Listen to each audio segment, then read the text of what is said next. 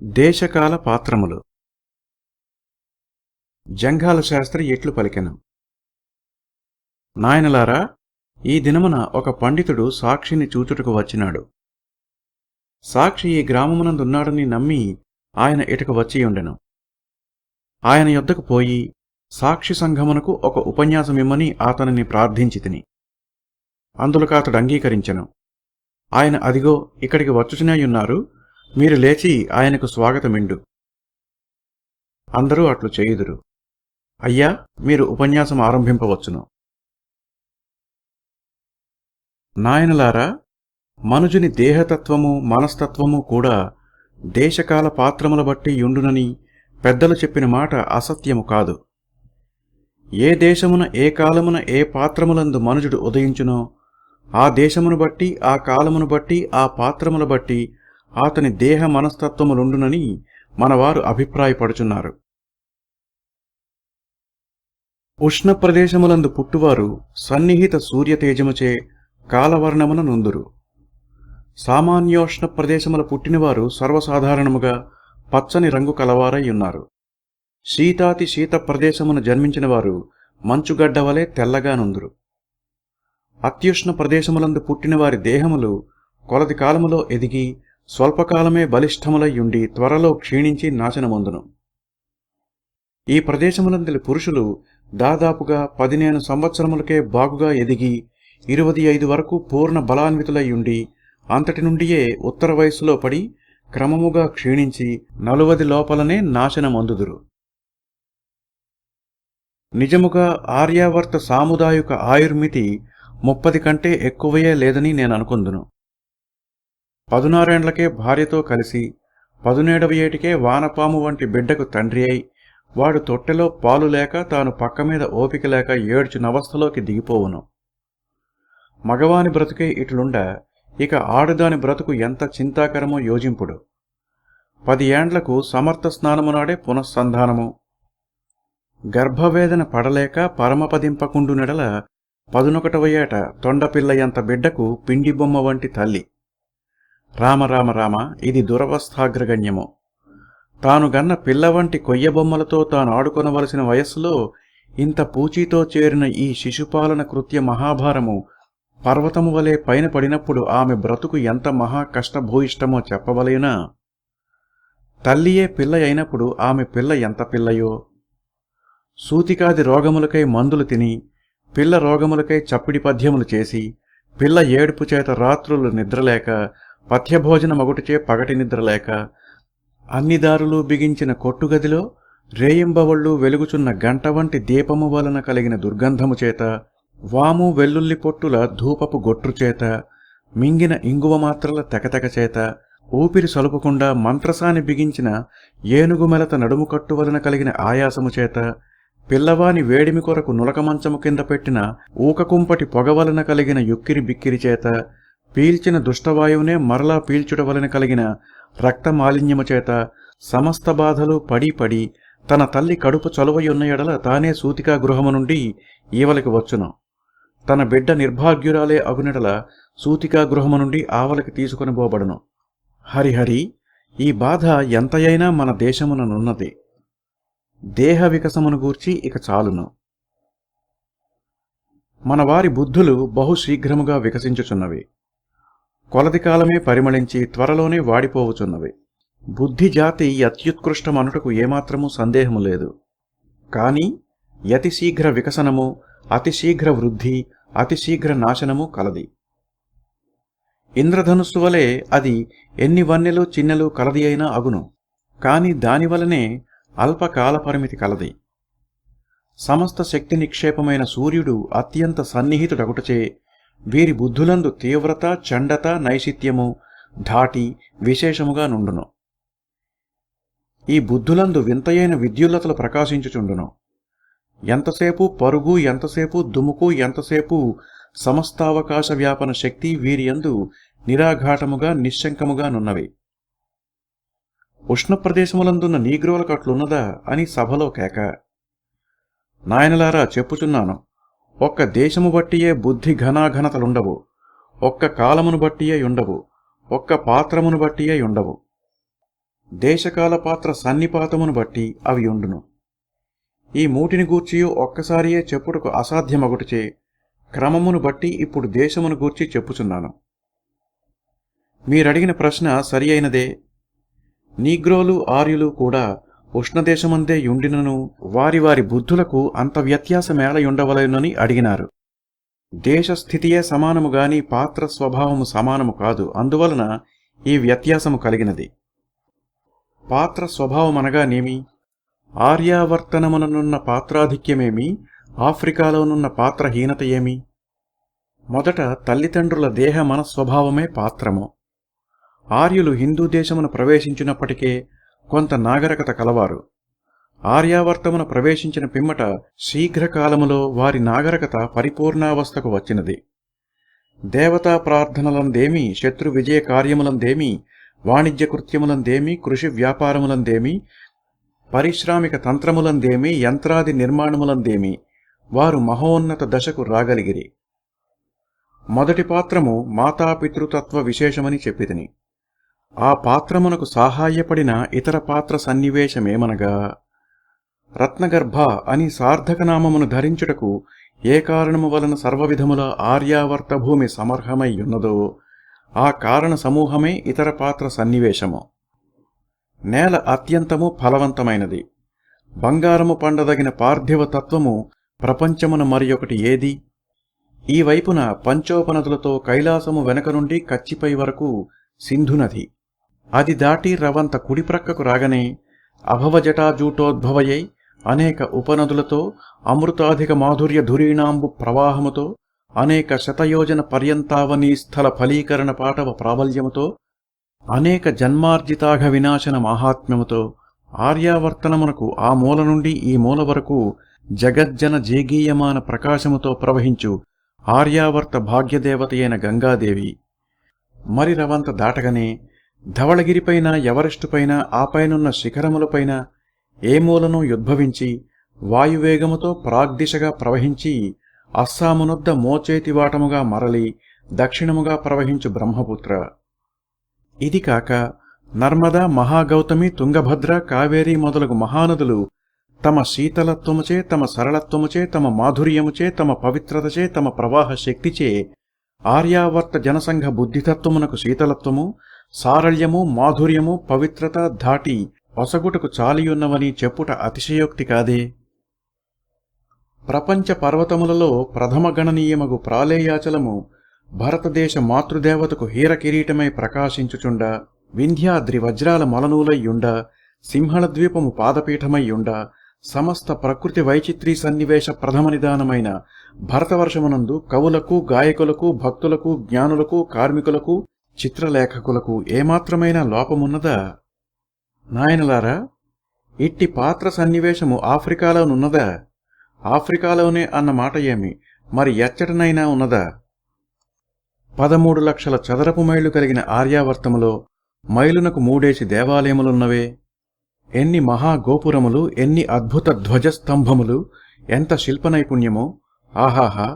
ఎలిఫెంటాలోనున్న గుహా దేవాలయములు ఆర్యావర్త దేశమునకే కాక అవనీస్థలికెల్లా అద్భుత జనకములు కావా? దేవతా నిర్మితము వలె కాక మనుష్య నిర్మితముల వలె నున్నవా? తమ ప్రయోజకత్వముచే కాక శక్తిలోపముచే రవంత ఒక ప్రక్కకు ఒరగిన పీసాలోని దేవాలయమును ప్రపంచ అద్భుత సప్తకములో పాశ్చాత్యులు పరిగణించిరి కదా.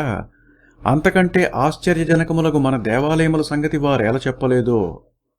పోనిండు, అందులకు తగవేళ. ఇక చిత్రలేఖనమును గూర్చి చెప్పెదను.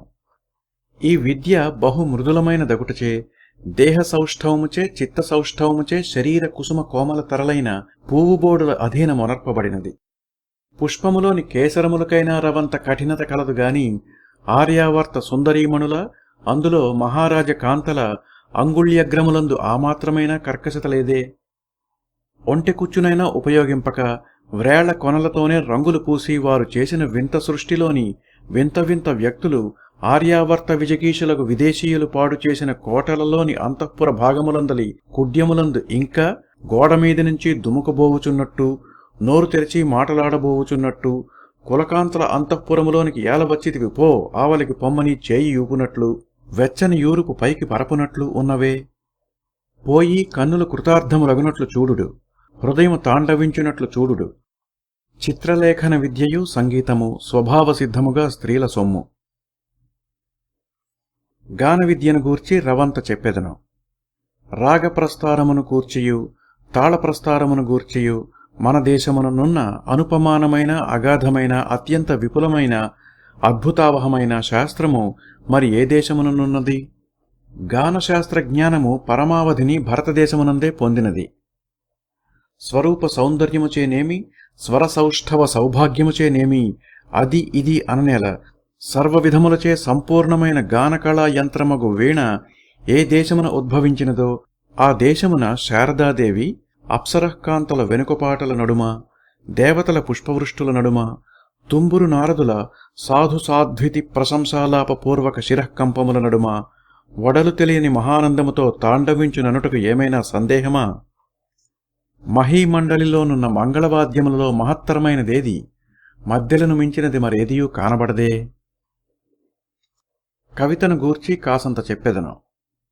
వేదముల వంటి ప్రాచీన గ్రంథములు ప్రపంచమున లేవు. వేదరుక్కులలోని కవిత వంటి నిష్ప్రయత్నోద్బుద్ధమైన కవిత్వము లేదు. వేదర్శుల వంటి వారి వరకు ఎందులకు, వ్యాసుని వంటి బహుగ్రంథ రచనా సమర్థుడు ఈ 5 ఖండములలో కూడా ఒక్కడైనా కనబడడు. వీరరస ప్రధానమైన భారతీతిహాసము ప్రపంచమందలి వీరరస ప్రబంధములలో అగ్రగణ్యమనుటకు సందేహము లేదు. వ్యాసుడొక్కడే కాడనియు అనేకులు ఆ పేరను గ్రంథములు రచయించిరనియు నూతన విమర్శనము బయలుదేరిన మాట సత్యమే. దానిని అంగీకరింతము పోనిండు. విద్యారణ్యుని వంటి శతాధిక గ్రంథకర్తను మరియొక్కని పూర్వ పశ్చిమార్ధగోళముల నగపరుపగలరా? కల్ల వట్టి కల్ల. రామాయణ కవిత్వమంత సర్వాంగ సుందరమైన కవిత్వము వెనుక లేదు, ముందుండదు. పరదేశీయులు ఇంకా ప్రబంధమననేమో ఎరుగని స్థితిలో నుండగా మన కాళిదాసుడు నాటక రాజములను రచించినాడు.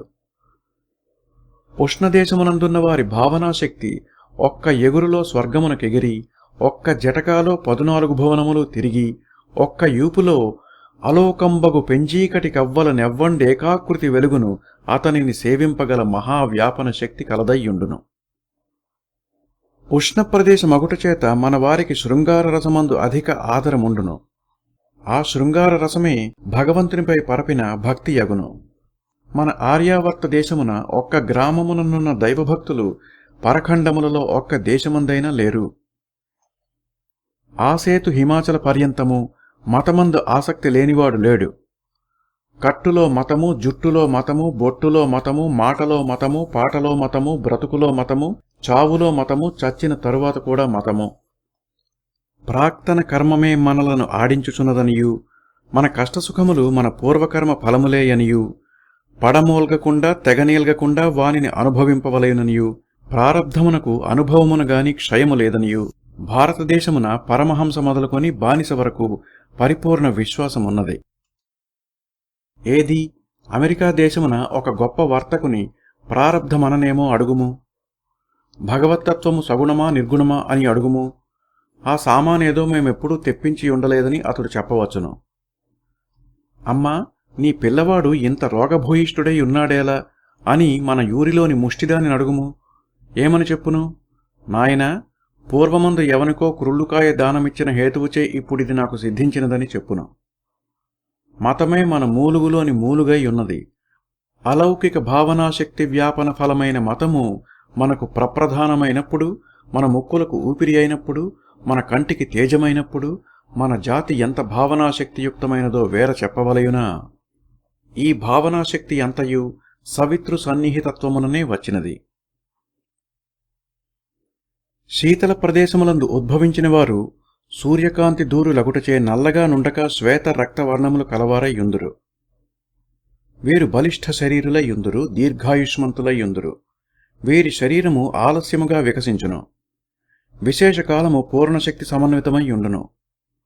మనలో 16 తల్లి చేత నెడపిల్లతో, చంకన చంటిపిల్లతో, కడుపులో కొత్త పిల్లతో కదలలేక హస్సు హస్సు మనుచుండగా, అదే ఈడుగల ఆంగ్లేయ బాలిక మగడనగానేమో ఎరుగని స్థితిలో చేరి, క్రికెట్ బ్యాటుతో, చంకను బంతితో, కడుపునకు బిగించిన తోలు పటకాతో కిలకిలా నవ్వుచూ కేకలు వైచుచూ లేడిపిల్లవలే ఆటస్థలమునకు గంతులు వైచుచూ పోవును. మన బుద్ధులు వికసించినంత శీఘ్రముగా వారి బుద్ధులు వికసింపవు. మనలో 10 ఏండ్ల పిల్లవాడు ఎన్నియో గుంట చిక్కులు ఎరిగియుండును. తల్లిని బింకముగా ఎదిరింపగలడు, తండ్రిని అవలీలగా కన్ను గప్పగలడు, కనిష్ఠ సోదరులపై ఇంటి పెద్దవలే అధికారము చేయగలడు, మంచి మాటలతోనే వారి బొమ్మలను హరింపగలడు. ఉపాధ్యాయుని కుర్చీపై పల్లేరుకాయలు ఉంచినందువలన అతడు బాధపడుచుండగా ఆనందవాచక పుస్తకము చాటున ఆనందమందుచు పక్కను కూర్చున్న బాలునిపై పల్లేరికాయ తప్పును పడద్రోయగలడు. అదే ఈడుగల ఆంగ్లేయ బాలుడు ఇంకా అక్షర నిర్ణయమునే నేర్చుకొనకుండా అమాయకుడై అమ్మ గౌను కొంగు పట్టుకుని వదలకుండా అల్లరి చిల్లరి చేష్టలు లేకుండా ఆడుకొనుచుండును. మనలో 14 ఏండ్ల పిల్లవాడు 12 ఏళ్ల యాడుదానితో మాటలాడవలసినప్పుడు అమాయకమైన ఆనందమయమైన ఆమె మోమును నిష్కపటమైన పరిశుద్ధమైన నిర్వాంఛమైన పూర్ణముగా తెరచిన కన్నులతో చూడక ఓరచూపుల వట్టి దొంగచూపుల ఆమె రవిక బొత్తాముల రవికయో మామూలు ముడి రవికయో మెడలోని జిగినీకి ముత్యములున్నవో మువ్వలున్నవో తెలుసుకొనుటకు కాబోలు సాభిలాషముగా చూచును. అదే ఈడుగల ఆంగ్లేయ బాలుడు తన చెల్లెలితో మాట్లాడినట్లు ఆమెతో మాట్లాడి ఆనందమొందును. మన వారి చదువు పూర్తి అగుసరికి వారి చదువు ఆరంభదశ వదిలి అభివృద్ధి దశలో నుండును. మనవారు 5 బిడ్డలు కన్న వయస్సున అతడు కోర్టింగు ప్రయత్నమునకై కొత్త కోటు కొరకు గుడ్డ వెదకుచుండును. మనవారు పూర్ణాయుష్మంతులై 40 దాటు వరకు జీవించియుండునెడల చేతిలో కర్ర, కంటికి కాటరాక్టు తీసిన తర్వాత పెట్టిన జోడు, చెవికి బాక, నోటికి జొల్లు, కడుపులో నల్లమందు, వీపుమీద రాచపుండు మచ్చ కలిగి ఉండగా అదే ఈడున ఆంగ్లేయుడు కొత్తగా కాపురమునకు వచ్చిన దేవకన్యతో తెరపి లేకుండా హనీమూన్ ఆనంద సముద్రమును నోలలాడుచుండును. మొత్తము మీద శృంగార సంబంధముగు సాంసారిక సౌఖ్యము ఉష్ణప్రదేశస్థులమైన మనలో ఉన్నంత హెచ్చుగా వారిలో నుండదు. ఎన్ని దేశములు లేవు, ఎన్ని శాస్త్రములు లేవు, మన దేశమునున్న కామశాస్త్రము మరి ఇంక ఎక్కడిది?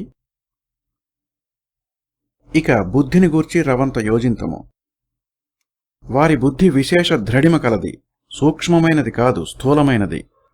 బర్మావలే కరకర అడుగు వరకు కోయలేదు, సమ్మెటవలే చావగొట్టి సాగదీయును. రసోద్రేకముతో చేరని సర్వకళాశాఖలందు వారు మనకంటే ఘనులు. కంటితో చూచి పరీక్షించి సామ్య వస్తువులను చేరదీసి సామ్యగుణమును కనుపెట్టి దాని తత్వమును నిర్ణయించి లోకమునకు వెల్లడించుటలో వారు ఉత్కృష్టులనక తప్పదు. వారి బుద్ధి ఎంతసేపు దేశము వలె చల్లని బుద్ధి, ఎంతసేపటికైనా వేడి ఎక్కదు. తాబేలు వలె నిమ్మళముగా నడుచునుగాని లేడిపిల్లవలే పరుగెత్తదు. రవంత పరుగెత్తి కాళ్ళులు లటలటలాడా, గుండె దెడదడలాడా, నాలుక వ్రేలాడా వగర్చుకొనుచు చెట్టు కింద పండుకొనదు.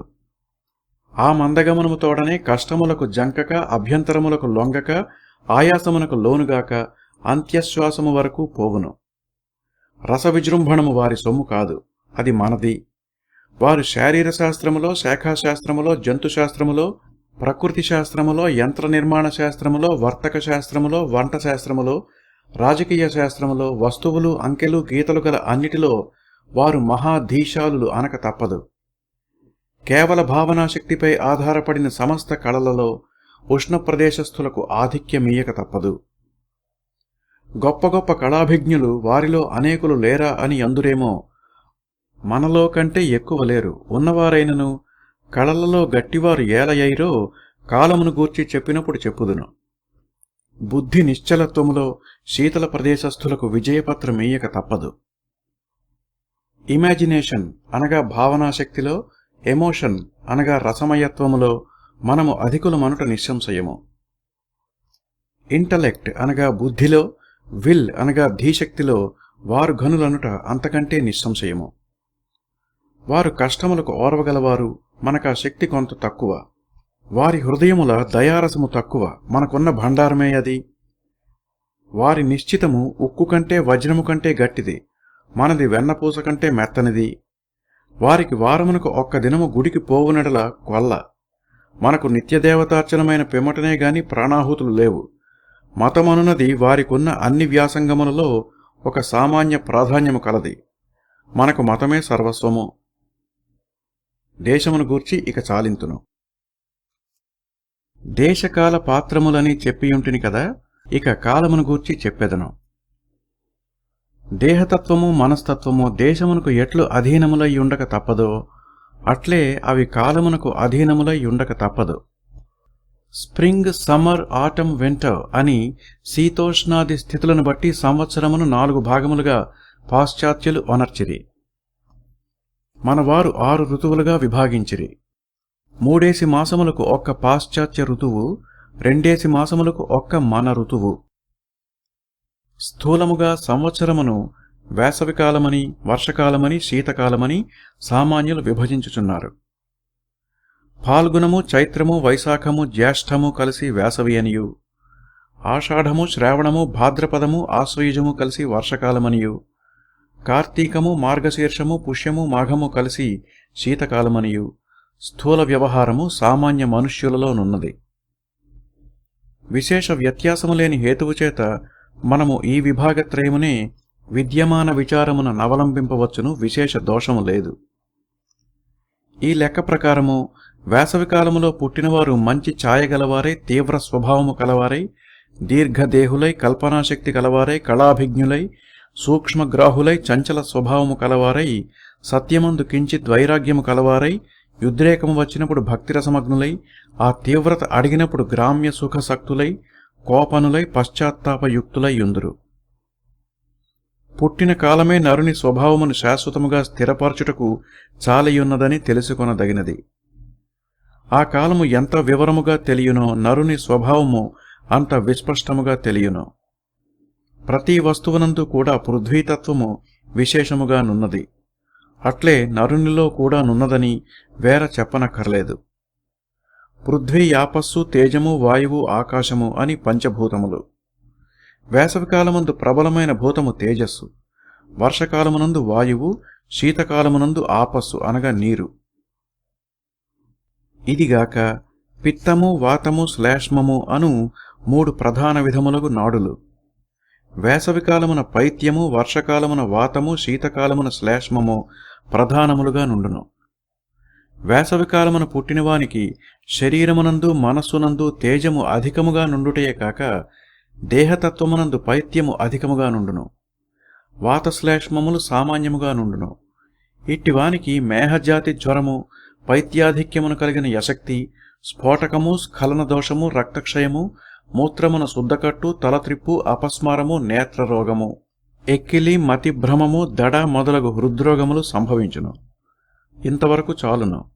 వర్షకాలములో ఆషాఢము, శ్రావణము, భాద్రపదము, ఆశ్వయుజము ఈ మాసములలో పుట్టినవారికి దేహమనో నిర్మాణములందు వాయువు ప్రబలముగా నుండును.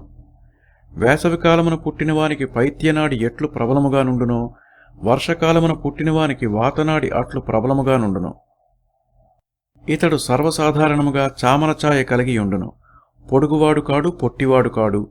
ఇతడు కోపము గలవాడే కాని సాధ్యమైనంతవరకు అడచుకొని ఉండును. తీవ్రమైన వాగ్ధోరణి కలవాడు కాడు. రవంత నిశ్చలమైన అభిప్రాయములు కలవాడు, దైవచింతన కలవాడు, న్యాయమందు బుద్ధి కలవాడు, తొట్రుపాటులేని మనస్సు కలవాడు, వ్యవహారమందు నిపుణుడు ఈ మొదలగు గుణములు కలిగియుండును. ఇట్టివానికి వాతజ్వరము, వాత సంబంధముగు అజీర్తి, కీళ్లవాతము, ప్రక్కశూల, పక్షవాతము, చచ్చువాతము, నక్కమోరు, కీళ్లవాపు, మలబద్ధత, క్రిమివాతము, తిమ్మిరివాతము, విశూచి మొదలగు వ్యాధులు సంభవించును. ఇంకను శీతకాలమందు అనగా కార్తీక, మార్గశీర్ష, పుష్య, మాఘమాసములలో పుట్టినవానికి దేహమనో నిర్మాణములందు నీరు ప్రబలముగా నుండును. వేసవికాలమునందు పుట్టినవానికి పైత్యము ఎట్లు ప్రధాన నాడియో, వర్షకాలమునందు పుట్టినవానికి అనగా వాయుతత్వమున పుట్టినవానికి వాతము ఎట్లు ప్రధాన నాడియో, శీతకాలమునందు పుట్టినవానికి అనగా ఆపస్తత్వము వానికి శ్లేష్మనాడి అట్లు ప్రధానము. అట్టివానికి జలోదరము, బోధకాలు, అండవాతము, ఉబ్బుశ్వాసము, క్షయ, ఉబ్బసము, గ్రహణి, విషపు పడిసము మొదలగు వ్యాధులు సంభవించును. ఇతడు పరమశాంతుడు, స్థవిష్ఠ దేహము కలవాడు, నల్లని రంగు కలవాడు, ఆహారాది త్రయాసక్తుడు, మాటలాడునంతలో గుర్రుమని గుర్రు తీయువాడు, లెక్కలలో సమర్థుడు, వ్యవహార నిపుణుడు, స్థూలమైన బుద్ధి కలవాడు. ఇతనికి సర్వసాధారణముగా ఏదియూ మనసునకెక్కదు, ఎక్కినదేదో విడువదు, తొందరపాటు లేనివాడు. ఇట్టి గుణములు కలిగి ఇతడు చిరకాల జీవియయుండును. శీతల ప్రదేశములందైనా ఉష్ణకాల మధ్యమున పుట్టినవారికి మంచి కళాభిజ్ఞతయుండును. ఉష్ణదేశములందైనా శీతకాలములందు పుట్టువారికి కళా వైముఖ్యము సిద్ధించును. దేహ మనస్తత్వములకు మూల కారణములు దేశకాల పాత్రములు. వీని తరువాత శిశుపోషణ వైఖరులు, విద్యాభ్యసన వైఖరులు, సహవాస స్వభావ వైఖరులు, వృత్యాది వైఖరులు మొదలగునవి ఆయా దేహ మనస్తత్వములను కొంత బలపరచుటకు గాని క్షీణింపజేయుటకు గాని చాలిన కారణములగును గాని దేహ మనస్తత్వములందు ప్రథమ ముద్రను ప్రధాన ముద్రను వేయునవి జన్మదేశ కాలములు. తరువాత కలిగిన కారణములు అంత ప్రబలమైనవి కావు. ఇది వరకున్న దేహ మనస్తత్వములకు రవంత వన్నెలు చిన్నెలు పెట్టుటకు, రవంత సాపు చేయుటకు, కాసంత వెర్రితలను ద్రుంపుటకు, రవంత ఎగుడు దిగుడులను సవరించుటకు మాత్రమే అక్కరకు వచ్చునని తప్పక తెలియదగినది. ఏ కాలమందు ఎవడు పుట్టునో సర్వసాధారణముగా వాడు ఆ కాలమందే మరణించును. అదిగాక ఆ కాలమున ప్రకృతిని బట్టి ఏ ఏ వ్యాధులుండునో వానిలో ఏ వ్యాధి చేతనో మరణించుట కూడా సర్వసాధారణముగా జరుగుచున్నది. జన్మస్థలమందే మరణించుటకు ప్రతి మనుజునికి ఎట్లు మహావాంఛయుండునో ఆత్మకు దేహముతో సంబంధము ఏ మాసమందు ఏ గడియయందు కలిగినదో ఆ మాసమందే ఆ దినమునందే ఆ గడియయందే దేహ సంబంధము విడిచుటకు ఆత్మ అట్లు ఉత్సాహమొందుచుండును. కావున పుట్టిన దినము ప్రతి నరునకు ఉత్సాహ దినము కాదు, ఉత్పాత దినము. పర్వదినము కాదు, భయంకర దినము. మంగళదినము కాదు, మరణదినము. పుట్టిన దినము గండ దినమని నిశ్చయింపవలసినది. ఏ కారణముచే అట్లయ్యనో ఇప్పుడు చెప్పుటకు నాకు అవకాశం లేదు. ఈ అంశమును గూర్చి ఒక పర్యాయము కాబోలు జంఘాల శాస్త్రిగారు చెప్పియుండిరని నాకు జ్ఞప్తియున్నది. పుట్టిన దినములందు పలావు తినవలసినది కాదు, పరమేశ్వరారాధన మనర్పవలసినది. కారపు బూందీ బాసందీ తినవలసినది కాదు, గండశాంతికై రుద్రాభిషేకములు చేయింపవలసినది. వేశ్య నృత్తగానాదులతో కాలక్షేపము చేయదగినది కాదు, వేదవిహిత శాంతి సమారాధనములతో దైవపూజలతో కాలక్షేపము చేయదగినది. అన్ని జన్మదినములలో 60వది మహాగండము. అది మహాగండము కావుననే దానికి మహాగండమనియే మనవారు పేరిడిరి. ప్రతి ఆస్తికుడును షష్ఠిపూజ చేసుకొనక తప్పదు. అది వైదిక మహామంత్రము. దానినంతయు విద్యుక్తముగా నెరవేర్పవలేను. కొందరు మహామహులు జన్మదినమునందే మరణించిరి. అది కాకతాళీయము కాదు, కారణ నిబద్ధము. ఆ కారణములన్నీయూ చెప్పుటకు ఇప్పుడు నాకు అవకాశం లేదు, క్షమింపవలేను. పాత్రమును గూర్చి ఇదివరకే దేశ సందర్భమున యథోచితముగా మనవి చేసియుంటిని. అంతకంటే విపులముగా చెప్పుట అనావశ్యకము. ఇదివరకే చాలా చెప్పితిని కాబోలు. నా తప్పులను మన్నింప వేడుచున్నాను. భగవంతుడు సర్వదా మిమ్ము రక్షించుగాక.